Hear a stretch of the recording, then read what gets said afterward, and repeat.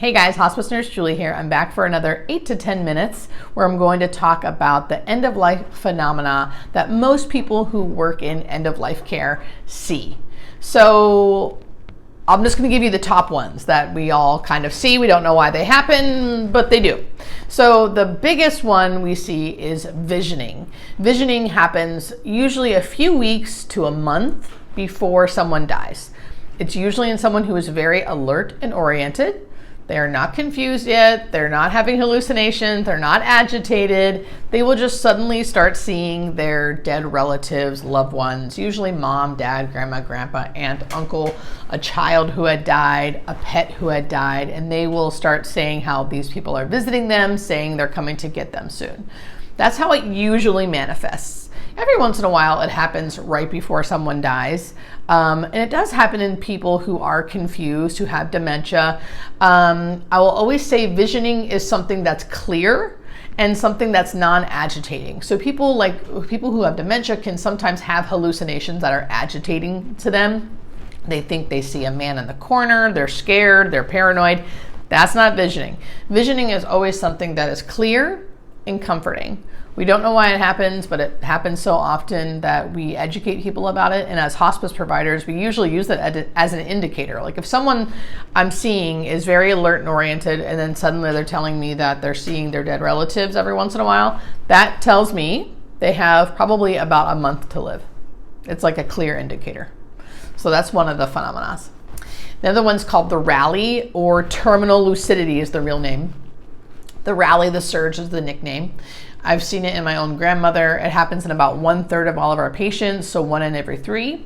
And that's when they're getting very close to the end. They're not quite actively dying, but they're like in that transitional phase, and they suddenly get a burst of energy. They feel better, they're talking, they're having the best day they've had in a long time. That's what you hear a lot. You hear that a lot. Maybe they're even walking, talking, eating, joking, getting their little sass back. My grandma got her sass back and was like, "This food's not hot enough." And we knew she was like feeling better because she was like bitching at all of us. And then they suddenly die right after. So the indication of the rally is that it's like they're doing bad. Ooh, really good day or so, no longer than a day or so, and then down and they die, or they die within a few days after that. So that's the indication of that was the rally. And we like to educate about it before it happens so people can really relish in that moment, because it's usually only for a day or so. Now, if someone gets better and is like that for weeks, not the rally. That's not the rally. The rally is very quick. We don't know why it happens, but it happens a lot. So we educate. So again, people can kind of relish that moment. The death stare or the death reach, I put them together, even though they're two separate things. Some people can have the death stare and the death reach together. Sometimes you just see the death reach. Sometimes you just see the death stare. And that is when someone it sounds like what it is. They're staring up at the corner for hours at a time, not moving their gaze. Even if you're like, hello, they don't move their gaze and they're staring. And then sometimes they'll add the reach in with the stare, like they're reaching for someone or something, or even for a hug. Sometimes you'll see the stare and the reach and the smile, like they're seeing someone and they're hugging and embracing. It's wild. And I see it all the time, and people see it all the time. We don't know why. Sometimes people can tell us. Sometimes we'll say, "What are you looking at up there?" And they'll say angels, or they'll say my dad, or they'll say my mom's here, and they'll go to hug her. So it just depends on the people. Again, don't deny it. As long as it's not, my whole thing is like, as long as it's not causing them any pain or they're not hurting anybody or themselves, it's okay. Sometimes people at the end of life can do some of this stuff where they're picking at things and doing stuff with their hands. That's not this. This is very distinct. It's very much like, a distinct reach, or reach up to the corner that they're staring at. I hope my mic's not getting screwed up when I do that. The other one is choosing when you're going to die. I have seen this in wild forms, like people being like, "I'm dying today." And you're like, "What? No, you're not. You're not actively dying." As a hospice nurse, you can kind of tell when someone's getting close and they're in the active stages or transitioning. I had a patient literally decide they were going to die, and then they died that night. and there was no form of like overdosing or anything crazy like that. They literally just chose to do it, and they did it. It was wild. I have some videos about that. I'm sure you guys may have seen them. People will wait until everyone gets to the room, to the home, into the city, into the state, something like that, and then they'll die. People will choose to wait until everyone leaves so they die alone.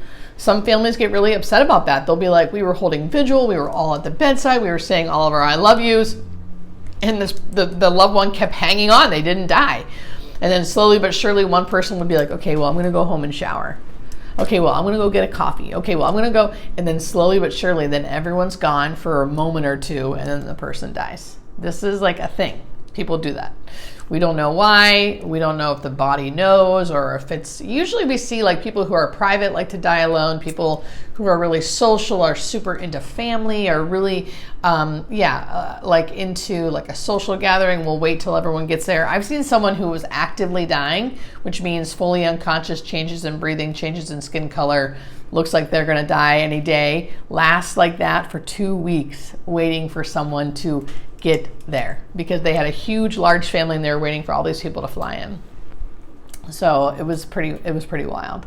The woman who decided when she was going to die, I wasn't there for that, but I did sign her up for hospice, and she barely made it on, meaning like she was very borderline appropriate. So she wasn't looking like she was going to die anytime soon. And I got called in for a death visit about a week later, and I was really surprised because it was her. And I went to go visit, and the caregiver told me that night she was basically saying her goodbyes to the caregiver and to the son, and saying like, thank you for taking care of me, promise me you'll take care of my son, because her son was older but had some mental disabilities. And the caregiver was like, what are you talking about? I'll see you in the morning. Like, don't talk like this. What are you talking about? And she was like, no, I'm tired. I'm going home. And she said, I'm going home. So the caregiver was like, okay, well, you're already home. But okay, well, good night. I'll see you in the morning. And she was gone the next morning. She had died. So some people just know. Some people just know. They can feel it.